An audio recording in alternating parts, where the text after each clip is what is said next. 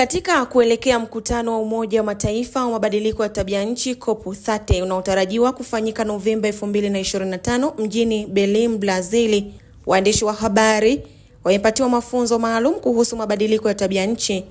Mafunzo ambayo yameandaliwa na Tanzania Media Foundation TMF kwa kushirikiana na Oxford Policy Management OPM kwa ufadhili wa ubalozi wa Uingereza na Uswisi. Mafunzo hayo ya siku 3 yamezingatia mbinu za kipekee za uandishi shirikishi, kuwapa waandishi uwezo wa kuhoji vyanzo mbalimbali vya kutoa habari za uhakika. Lengo ni kuangazia janga la mabadiliko ya tabia nchi kwa undani unaohusu maisha ya Mtanzania wa kawaida. Dastan Kamanzi ni mkurugenzi mtendaji wa TMF, amefafanua namna mafunzo yanavyomjenga mwanahabari ili aweze kuandika habari zenye tija, huku mtaalamu wa mazingira na mabadiliko ya tabia nchi kutoka shirika la Climate Action Network Tanzania, Bonaventure Mchomvu, akazungumzia namna nchi inavyoweka juhudi katika kukabiliana na mabadiliko ya tabia nchi. Sisi TMF, Tanzania Media Foundation, tunawashukuru sana wafadhili kwa sababu sisi tumekuwa ni wadau wa kusisitiza kwamba uandishi wa habari katika nchi yetu ya Tanzania unahitaji sana malezi kwamba waandishi waweze kuzalisha bidhaa za kihabari ama maudhui ya kihabari yenye viwango vya ubora, lakini yenye mguso, lakini kwa wingi, kwa sababu uandishi tunaoita watija unakosekana kwenye vyombo vya habari, na hii ni nguzo mojawapo kubwa ya nchi ya kidemokrasia ama ya misingi ya kidemokrasia.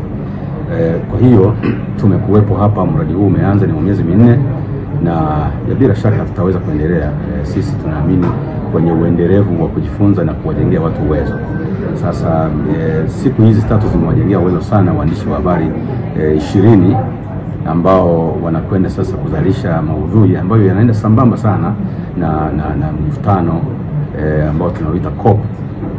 COP ni Conference of Parties, ni ambao una focus kwenye masuala ya mabadiliko ya tabia nchi.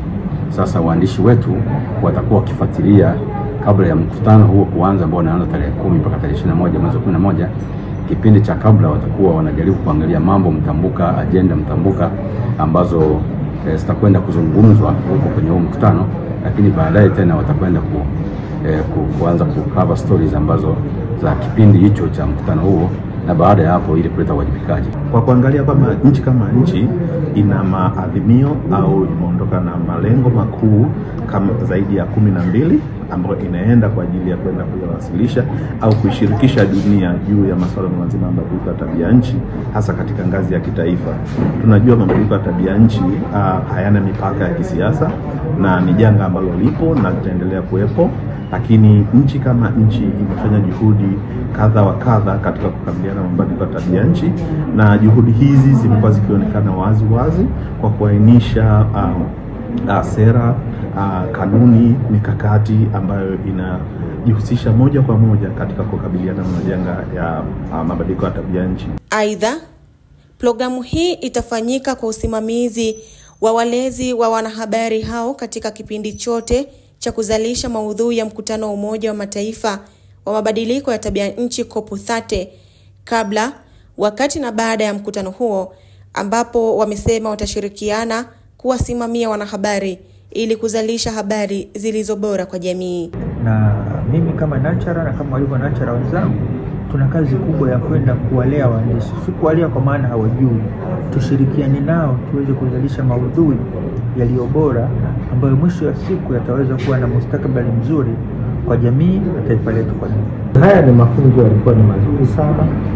Tunashukuru kwamba idadi hii ya waandishi 20 na kwa mujibu wa mchanganuo na kazi ambazo wameahidi wanaenda kuzifanya, zinaenda kutoa taarifa nyingi muhimu kupitia vyombo mbalimbali. Hata hivyo, kupitia mafunzo hayo, waandishi wamepata fursa ya kujifunza kutoka kwa mtaalamu wa mazingira, wahariri na wanahabari wabobezi katika uandishi wa habari za mabadiliko ya tabia nchi.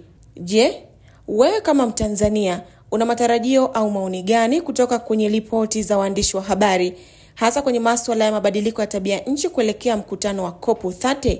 Tuambie kwenye comment. Mimi ni Khadija Omari Mazezere.